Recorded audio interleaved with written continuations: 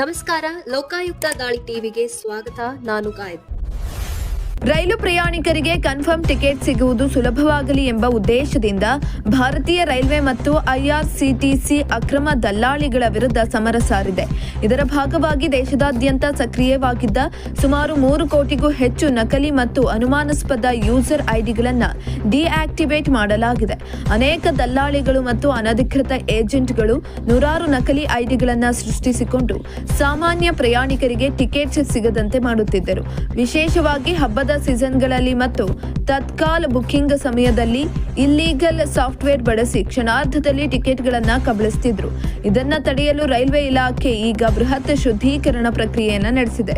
ಈ 3 ಕೋಟಿ ನಕಲಿ ಐಡಿಗಳನ್ನು ರದ್ದುಗೊಳಿಸಿರುವುದರಿಂದ ಐಆರ್ಸಿಟಿಸಿ ವೆಬ್ಸೈಟ್ ಅಥವಾ ಆಪ್ನಲ್ಲಿ ಟ್ರಾಫಿಕ್ ಕಡಿಮೆ ಆಗಲಿದೆ. ಇದರಿಂದಾಗಿ ಸಾಮಾನ್ಯ ಪ್ರಯಾಣಿಕರು ಲಾಗಿನ್ ಆಗುವಾಗ ಮತ್ತು ಟಿಕೆಟ್ ಬುಕ್ ಮಾಡುವಾಗ ಎದುರಿಸುತ್ತಿದ್ದ ಸರ್ವೆ ಸಮಸ್ಯೆ ತಗ್ಗಲಿದೆ.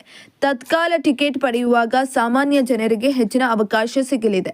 ನಿಮ್ಮ ಐಆರ್ಸಿಟಿಸಿ ಖಾತೆಗೆ ಆಧಾರ್ ಕಾರ್ಡ್ ಲಿಂಕ್ ಮಾಡಿ, ಮೊಬೈಲ್ ನಂಬರ್, ಸಂಖ್ಯೆ ಮತ್ತು ಇಮೇಲ್ ಐಡಿಯನ್ನು ವೆರಿಫೈ ಮಾಡಿ. ವೈಯಕ್ತಿಕ ಐಡಿಯನ್ನು ಇತರರಿಗೆ ಟಿಕೆಟ್ ಬುಕ್ ಮಾಡಿ ಹಣ ಪಡೆಯಲು ಬಳಸಬೇಡಿ. ರೈಲ್ವೆ ಇಲಾಖೆಯ ಈ ದಿಟ್ಟ ಕ್ರಮವು ಟಿಕೆಟ್ ಕಳ್ಳದಂಧೆಗೆ ದೊಡ್ಡ ಹೊಡೆತ ನೀಡಿದ್ದು, ಮುಂಬರುವ ದಿನಗಳಲ್ಲಿ ಟಿಕೆಟ್ ಬುಕಿಂಗ್ ವ್ಯವಸ್ಥೆಯಲ್ಲಿ ಮತ್ತಷ್ಟು ಪಾರದರ್ಶಕತೆ ಬರಲಿದೆ ಎಂದು ನಿರೀಕ್ಷಿಸಲಾಗಿದೆ.